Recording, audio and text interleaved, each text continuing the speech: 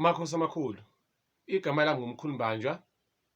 Ngiyanamukela kwiKHANYISANI TV. Namhlanje makhosi amakhulu engizokhuluma udaba olujulile engibona ukuthi lihlupha sonke njengezingane zamathongo. Ngizochaza imimoya, different types of spirits, nokuhluka kwayo ngoba kubalulekile masifundisa ukuthi icacise into. Uma uqala ngifuna ukuchaza indiki. Indiki liwumuntu wakini wesilisa noma besilisa, liyi-land spirit, i-blood relative yakho leyo, cha ukuthi umuntu ozala naye ekhaya. Linegobongo lakhona nendlela yokuthi nelilungiselelwe. Umuntu onendiki isikhathi esiningi ngichazile kwividiyo yami enendiki, ungayi-check-a khona la ku-YouTube. Kube khona iy'ndawe. Iy'ndawe idlozi lamanzi, kuba i-foreign spirit noma kuba i-relative.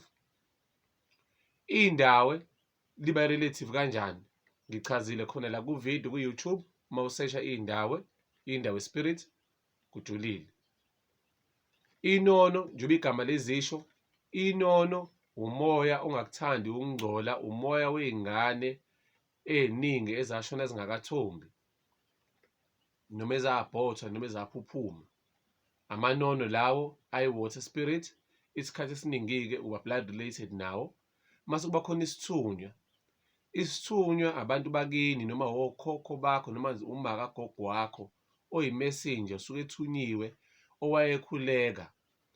Isithunywa nalo negobongo lakhona, uyasilola emfuleni, ezibeni, empophomeni, ehlane nasolwandle, nawe ukuzila ukudla nokukhuleka.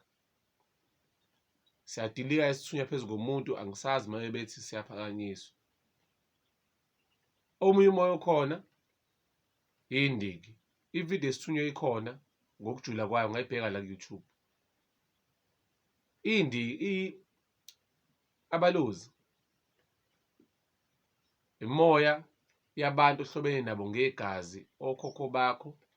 Isikhathi esiningi uhlushwa izindlebe, uthole izindlebe zakho ziyakhala nje, izindlebe zakho zikhala iy'mpempe, zinomsindo, ngathi zivalekile, ngathi zinamanzi, ngathi kunamakhwela.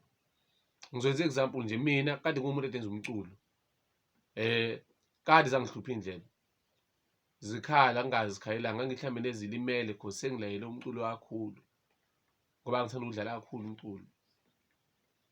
Ngahamba ngathola ukuthi khona imimoya yomkhulu edinga ukuthi ngibalungiselele izinto. Abalozi nabanalo igobongo labo. Mase kuba khona inyanga. Inyanga ayiwona imimoya, kodwa ukhona umoya wobunyanga, uthola ukuthi usugcina usuba inyanga. Iy'nyanga isikhathi esiningi azibhuli, kodwa ziyayiphupha imithi, zikhonjiswe imithi, ufike uyitshele inkinga yakho, ikwazi ukuthi ikulungiselele leyo nkinga. Ngaleyo ndlela siyicwayeke sithi ngoba zingcolile, kodwa ibona abantu abawumgogodla balo msebenzi, abawazi kahle amakhambi esintu ngoba baphiwe umoya obunyanga.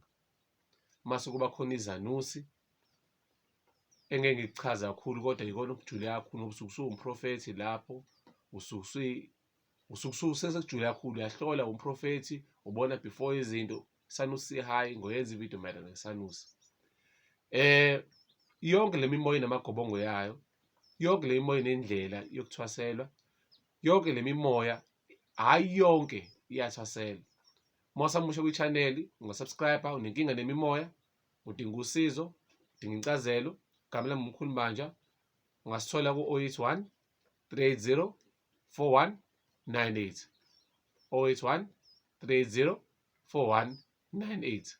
Ningakukhohlwa, yabo abalozi bawuthatha u-15 years to 20 years ubabhobonke, baye bathande ukuzenzela. Kukhona nenzuza, umoya kwamanzi.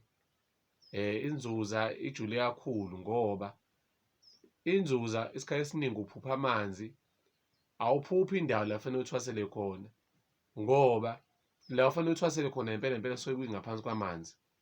Banegobongo labo nabo eliphehlwa noma lishaya phezu kwamanzi ngesikhathi ungaphansi kwamanzi, wena ukhuluma nendlondlo, uhleli leyo 3 hours. Kwesinye isikhathi ngoba sekwaba khona ukuganga, amathongo asekathandi umuntu amthwasise emaphusheni. Ngiyahamba nontomfishi, kuyibona laba kuthiwa ama-mermaids.